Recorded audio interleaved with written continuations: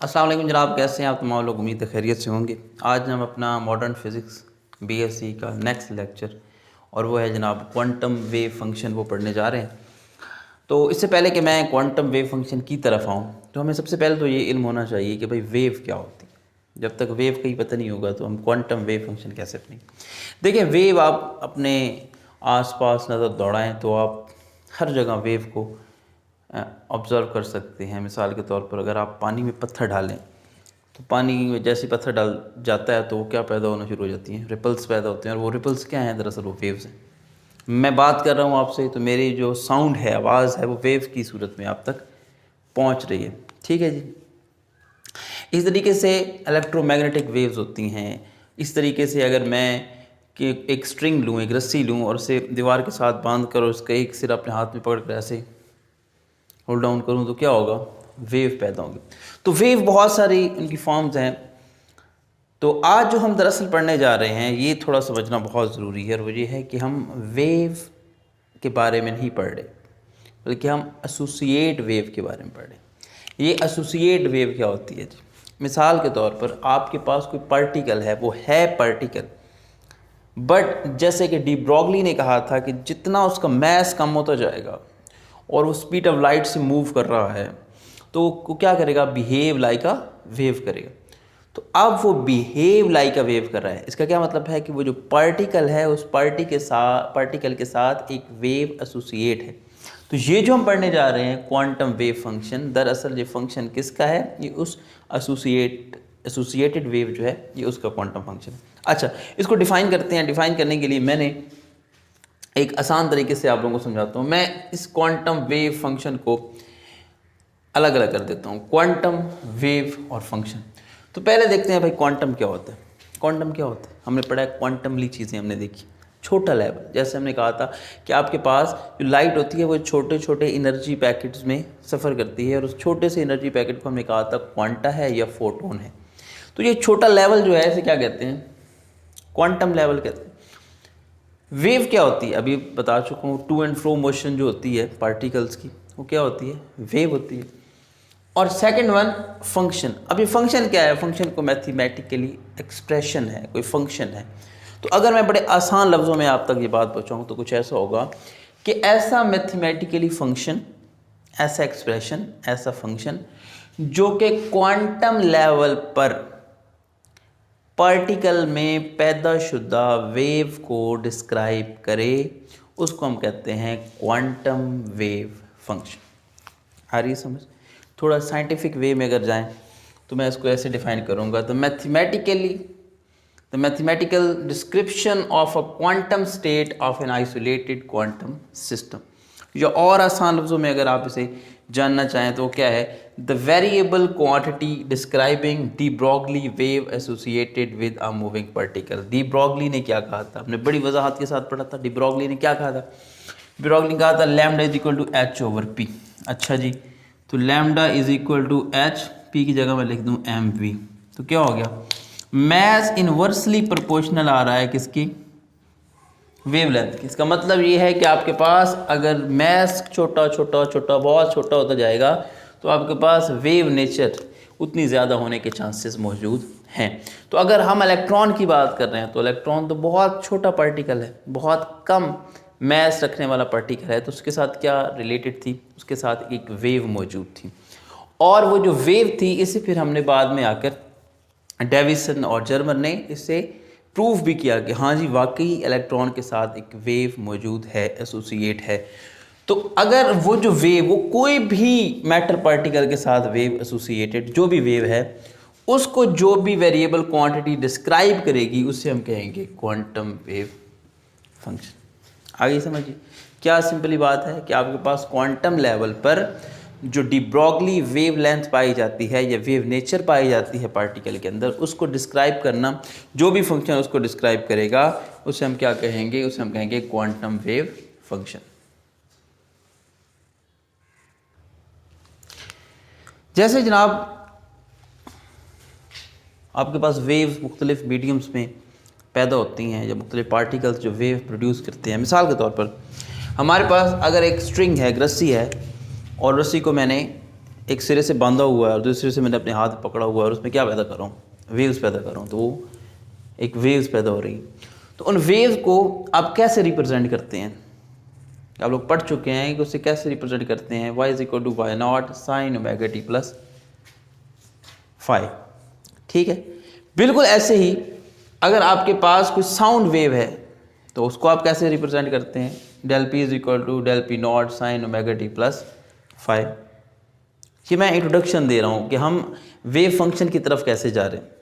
Similarly आपके पास अगर electromagnetic waves हैं, अब इलेक्ट्रोमैग्नेटिक वेव्स कौन सी होती हैं, इलेक्ट्रोमैग्नेटिक वेव्स ऐसी वेव्स होती हैं जिनमें इलेक्ट्रिक फील्ड भी मूव कर रही होती है और मैग्नेटिक फील्ड, इलेक्ट्रिक फील्ड की वजह से और मैग्नेटिक फील्ड दोनों इफेक्ट्स उनमें मौजूद होते हैं। तो अब उसकी वेव्स को आप कैसे ज़ाहिर करते हैं, अब इलेक्ट्रिक फील्ड वाले हिस्से को अलग और मैग्नेटिक फील्ड वाले हिस्से को अलग वेव नेचर में ज़ाहिर करते हैं, शो करते हैं। कैसे करते हैं, अगर आप उसका इलेक्ट्रिक फील्ड में इलेक्ट्रिक पोर्शन देखें तो वो क्या होगा, is equal to E naught sine omega t plus five, और अगर आप मैग्नेटिक फील्ड में देखें तो B is equal to B naught sine omega t plus five.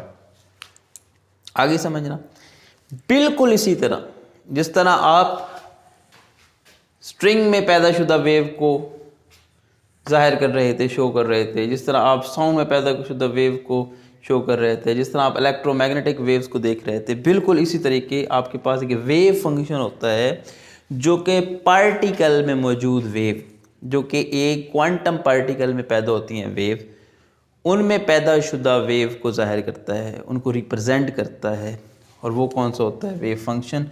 और उससे आप क्या लिखते हैं, psi, psi x y z और टी, ये कोऑर्डिनेट्स हैं एक्स वाई और जेड, और टी टाइम कोऑर्डिनेट। ये 4 कोऑर्डिनेट्स में आप जिस फंक्शन को जाहिर करते हैं, ये रिप्रेजेंटेटिव है किसका, ये रिप्रेजेंट कर रहा है किसको, उस वेव को जो कि पार्टिकल की फॉर्म में मूव कर रही है।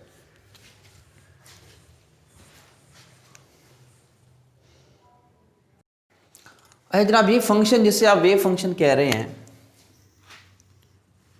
तो इट सेल्फ इसका कोई फिजिकल सिग्निफिकेंस नहीं होता, ये आपको कुछ भी नहीं बता रहे। क्या बता रहे हैं आपके पास जो फंक्शन है फिजिकली आपको ये ऐसे नज़र नहीं आ रहा कि फिजिकली आपको क्या बता रहा है। ये वेव फंक्शन जो है आपके पास जो साई है x y z and t, तो ये आपको फिजिकल सिग्निफिकेंस इसका नहीं है। लेकिन अगर आप इसका स्क्वायर कर दें, इसी वेव फंक्शन का अगर आप स्क्वायर कर दें तो फिर इसका कोई ना कोई मतलब है, और वो क्या कहलाता है, वो आप कहलाता है प्रोबेबिलिटी डेंसिटी। क्या कहलाता है, प्रोबेबिलिटी डेंसिटी। अच्छा, अब प्रोबेबिलिटी डेंसिटी को समझने से पहले हम इस तरफ आते हैं कि भाई ये जो वेव फंक्शन हमारे पास आ गया, अच्छा ठीक है भाई आ गया, तो ये वेव फंक्शन दरअसल हमें क्या बता रहा है, इसकी नेचर क्या है। ये वेव फंक्शन तो है, ये वेव है नहीं है, फंक्शन है तो किस चीज़ का फंक्शन है, हमें किस बारे में बता रहा है, हमें ये फिज़िकल वेव की कौन सी हालत के बारे में बता रहा है। तो देखें जनाब, जो आपके पास वेव फंक्शन होता है दरअसल ये प्रोबेबिलिटी डेंसिटी होता है। आप इसका स्क्वायर लें तो ये आपको प्रोबेबिलिटी बताता है। अब ये प्रोबेबिलिटी क्या होता है, इम्कान, किसी भी पार्टिकल का एक जगह पर पाए जाने का इम्कान वो कितना ज़्यादा है और कितना कम है, ये आपको ये वेव फंक्शन बताता है। कैसे जी, मिसाल के तौर पर मैं इस कमरे में मौजूद हूँ, तो इस कमरे में मेरे होने का इम्कान क्या है, 100%।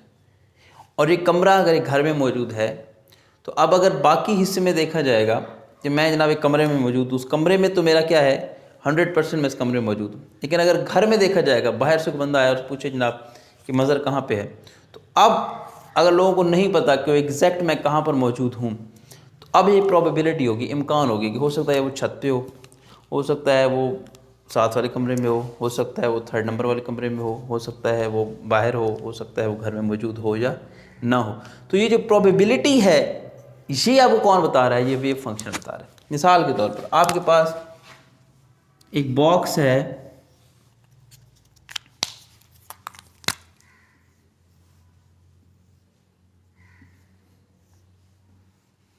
और इस बॉक्स में यहाँ कोई पार्टिकल पाया जा रहा है, ठीक है भाई।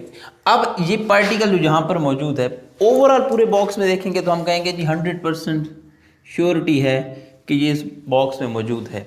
लेकिन बॉक्स के किस हिस्से में पाए जाने का ज़्यादा इम्कान है और किस हिस्से में पाए जाने का कम इम्कान है। तो हम कहेंगे कि ये जो हाफ, ये हिस्सा जो है हमें लगता है कि इस तरफ प्रोबेबिलिटी ज़्यादा है कि पार्टिकल इस मकाम की तरफ है, और यहाँ प्रोबेबिलिटी क्या है, कम है।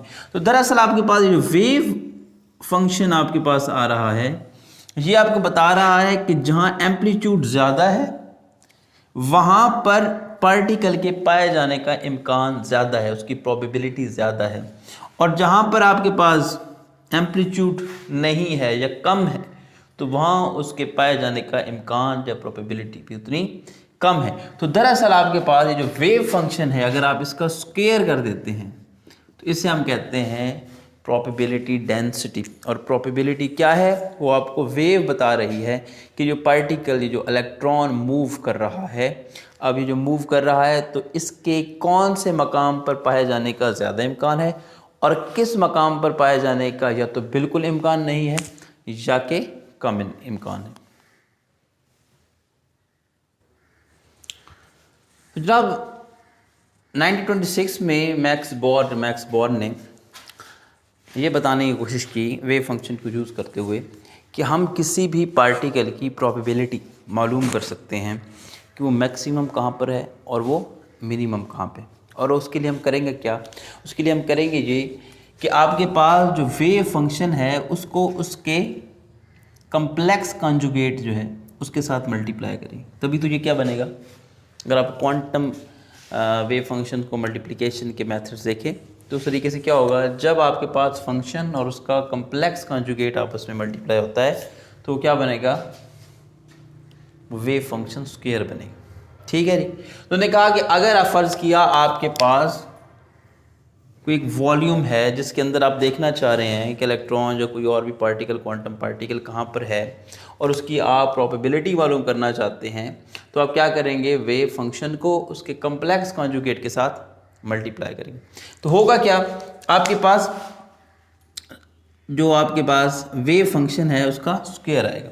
अब दो कंडीशन हो सकती हैं, या तो वो 1 होगा या वो 0 होगा। अगर तो वो 1 आता है, यानी कि आपने वेव फंक्शन को मल्टीप्लाई जब किया उसका स्क्वायर, उसका आंसर 1 आ गया, तो इसका मतलब क्या है कि probability of finding the particle is maximum, कि यहाँ पर उसके पाए जाने के इम्कान मैक्सिमम है। और अगर आपके पास प्रोबेबिलिटी डेंसिटी या आपके पास वेव फंक्शन का जो स्क्वायर है वो 0 आ जाता है, तो उस सूरत में क्या होगा, probability of finding the particle is minimum. तो इसका मतलब है कि यहाँ पर उसके पाए जाने के इम्कान जो उसकी प्रोबेबिलिटी क्या हो जाएगी, मिनिमम हो जाएगी। मिसाल के तौर पर आपके पास अगर एक वेव है वो कुछ ऐसे मूव कर रही है, तो इस वेव फंक्शन का क्या मतलब है, इसका मतलब है कि जो पार्टिकल है वो इस रीजन में सबसे ज़्यादा प्रोबेबिलिटी मैक्सिमम कहाँ पे है, इस प्लेस पर है जहाँ उसका एम्पलीट्यूड सबसे ज़्यादा है, यहाँ पर उस पार्टिकल के पाए जाने के इम्कान सबसे ज़्यादा है। यहाँ पर और यहाँ पर इसकी निस्बत बहुत कम है, और अगर ये लाइन के ऊपर है तो इसका मतलब क्या है कि यहाँ उसकी मिनिमम, ये क्या बन रहा है आपके पास, size square is equal to 0। तो यहाँ पर उसके पाए जाने के इम्कान जब प्रोबेबिलिटी क्या है, मिनिमम है, और यहाँ इसकी प्रोबेबिलिटी क्या है, मैक्सिमम। तो जनाब ये हमारा था wave function, quantum wave function, जिसमें हमने पढ़ने की कोशिश की कि क्वांटम वेव फंक्शन आपको बता क्या रहा है। दरअसल ये ऐसा वेव फंक्शन है जो क्वांटम लेवल पर चीज़ों के साथ या पार्टिकल के साथ एसोसिएट जो वेव्स होती हैं उनको डिस्क्राइब करता है। और ये है क्या है, इसका मतलब क्या है, इसका मीनिंग क्या है। दरअसल ये आपको प्रोबेबिलिटी बताता है कि आपके पास इलेक्ट्रॉन है या कोई भी क्वांटम पार्टिकल है, उसकी प्रोबेबिलिटी किस जगह पर मैक्सिमम है और कहाँ पर मिनिमम है। तो ये था जी आज हमारा क्वांटम वेव फंक्शन। तो इंशाअल्लाह ताला हम अपने नेक्स्ट लेक्चर के साथ फिर मिलेंगे, तब तक अपना बहुत ज़्यादा ख्याल रखिएगा। अल्लाह हाफ़िज़।